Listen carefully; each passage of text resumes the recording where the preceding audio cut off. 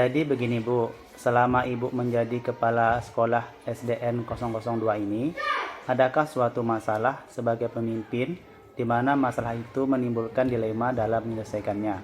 Jika ada, tolong ceritakan kepada saya beserta cara penyelesaiannya. Sebenarnya masalah itu banyak, Pak. Berbagai masalah yang saya hadapi. Salah satunya kasus yang saya hadapi akhir semester kemarin. Rapat kenaikan kelas di mana ada guru yang menyampaikan bahwa nilai pelajaran salah seorang murid di bawah KKM. Tetapi murid tersebut sopan, rajin, patuh kepada guru serta sering tampil dalam kegiatan keagamaan di sekolah. Sebenarnya saya merasakan dilema juga karena saya harus membantu guru tersebut memutuskan naik tidaknya murid tersebut. Di satu sisi lain, akademiknya rendah, tetapi murid tersebut mempunyai moral serta aktif pula. Setelah berembuk dengan guru yang lain, saya juga memutuskan untuk menaikkan murid tersebut dengan meminta guru kelasnya menaikkan nilai hasil atas KKM. Selain murid tersebut mendapat kesempatan untuk belajar, lebih lagi juga pertimbangan tadi. Wah, keputusan yang solutif sekali Bu. Jadi begini Bu ya, dalam modul guru penggerak yang kami pelajari, ini sedikit berbagi sama Ibu, sedikit sharing kita. Ada dua jenis dilema, yaitu dilema etika yang merupakan kebenaran melawan kebenaran, dan bujukan moral yang merupakan kebenaran melawan kesalahan. Nah, menurut Ibu, bagaimana Ibu dapat mengidentifikasi kasus-kasus yang muncul ini? Mana yang merupakan dilema etika dan mana yang merupakan bujukan moral? Biasanya saya lihat dulu dari kasusnya, Pak. Jika kasus itu berhubungan dengan ranah hukum, berarti itu bujukan moral. Tetapi jika berhubungan dengan ranah hukum itu berarti dilema etika. Apalagi kasus yang saya hadapi berdampak benar di satu sisi dan yang lain juga di sisi yang lainnya. Itu juga bisa dipastikan kasus tersebut merupakan dilema etika. Oh, berarti seperti kasus dilema etika yang Ibu hadapi tadi ya. Apakah untuk tidak menaikkan murid tersebut ataupun menaikkannya?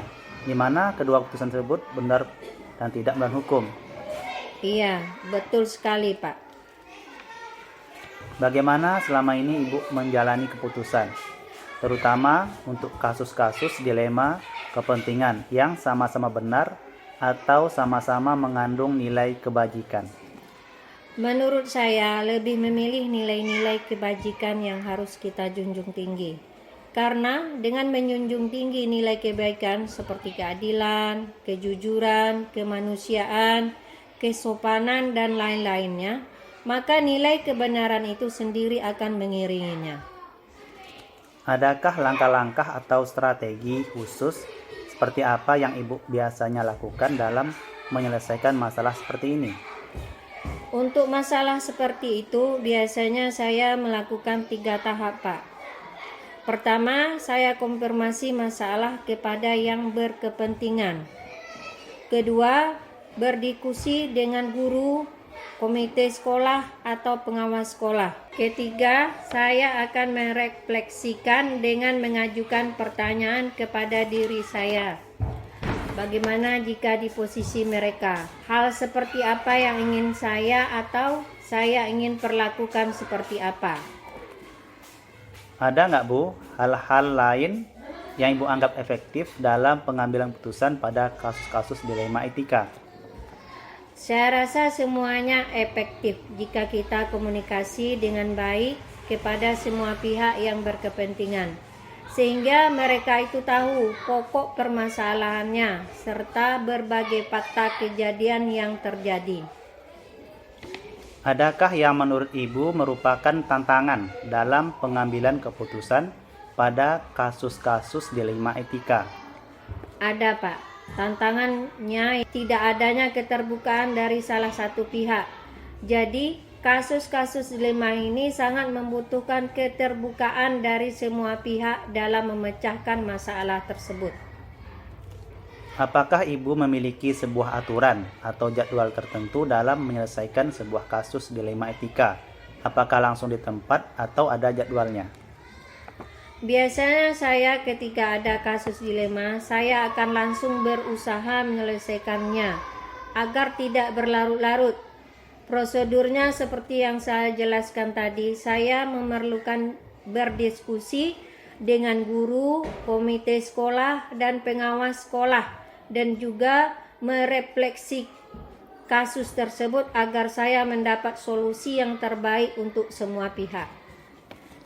Adakah seseorang atau faktor-faktor mungkin yang selama ini dapat mempermudah Ibu dalam mengambil keputusan untuk kasus-kasus dilema etika? Iya, tentu Pak. Biasanya saya akan berkonsultasi dengan pengawas sekolah sebelum mengambil keputusan, terutama hal-hal yang penting mengenai keberlangsungan sekolah. Pertanyaan terakhir ini, Bu. Dari semua hal yang telah Ibu sampaikan tadi, pembelajaran apa yang dapat Ibu petik dari pengalaman Ibu dalam mengambil keputusan sebuah masalah yang menimbulkan dilema etika? Berusaha untuk selalu membangun komunikasi yang efektif dan baik dengan semua pihak.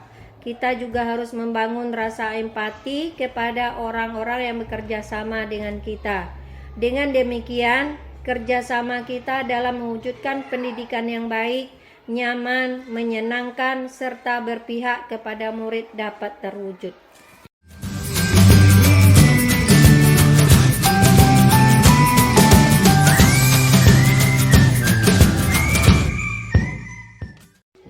Assalamualaikum, selamat pagi Pak. Ya, Waalaikumsalam. Begini Pak, saya ada rumah Pak sebentar. Ada waktunya Pak? Ya, dipersilahkan. Jadi begini Pak, saya ada mendapat tugas dari kegiatan guru penggerak untuk mewawancarai kepala sekolah mengenai keputusan kepala sekolah yang berlandaskan nilai-nilai kebajikan universal. Selama Bapak menjadi kepala sekolah SDN 005 ini, adakah suatu masalah sebagai pemimpin di mana masalah itu menimbulkan dilema dalam menyelesaikannya? Jika ada, tolong ceritakan kepada saya beserta cara penyelesaiannya. Sebenarnya banyak Pak, berbagai permasalahan yang saya hadapi. Kemarin saya menyelesaikan kasus dari Wakasek bagian kesiswaan. Beliau sudah berkali-kali menangani siswa tersebut yang sering libur karena alasan membantu orang tua. Setelah saya dalami, siswi tersebut tidak hadir sekolah karena membantu orang tua. Tuanya jualan di pasar.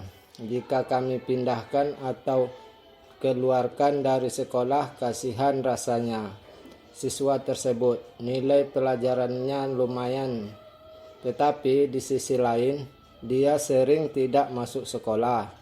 Setelah bermusyawarah dengan wali murid, komite serta pengawas sekolah, akhirnya kami mengambil kebijakan untuk tetap mempertahankan siswa tersebut dengan memberikan tugas-tugas tambahan untuk mengejar pelajaran yang tertinggal dan juga meminta orang tuanya meringankan siswa tersebut sepulang sekolah membantunya.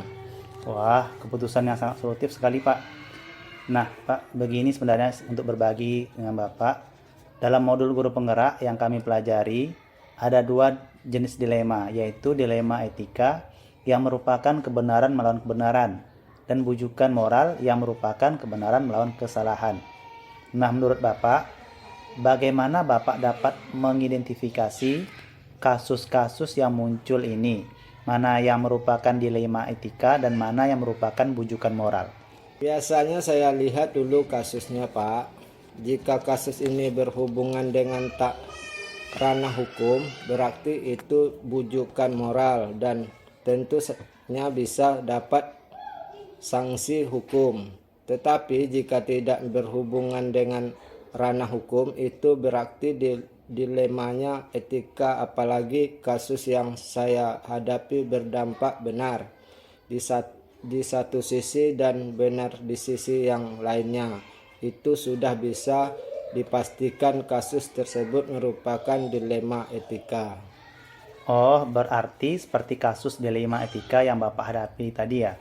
Apakah untuk memindahkan atau mengeluarkan murid, serta untuk tetap mempertahankannya, di mana kedua keputusan tersebut benar dan tidak melawan hukum? Ya, betul sekali Pak Samsul. Bagaimana selama ini Bapak menjalani keputusan, terutama untuk kasus-kasus dilema etika atau dilema kepentingan yang sama-sama benar atau sama-sama mengandung nilai kebajikan? Untuk masalah seperti itu, biasanya saya melakukan beberapa tahap, Pak. Pertama, saya mengkonfirmasi masalah kepada yang bersangkutan supaya masalahnya jelas dan tidak ada seuzon dari saya pribadi. Kedua, berdiskusi dengan guru, komite sekolah atau pengawas sekolah mengenai masalah yang terjadi.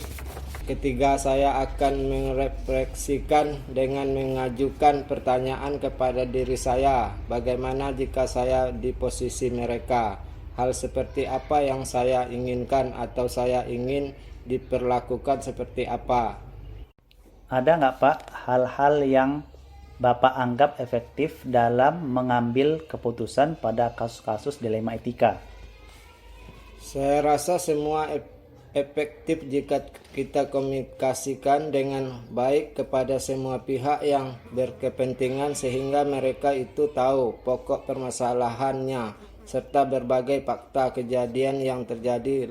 Jangan berburuk sangka dulu, jangan juga mendengarkan dari orang ketiga yang kadang kebenarannya belum tentu sesuai.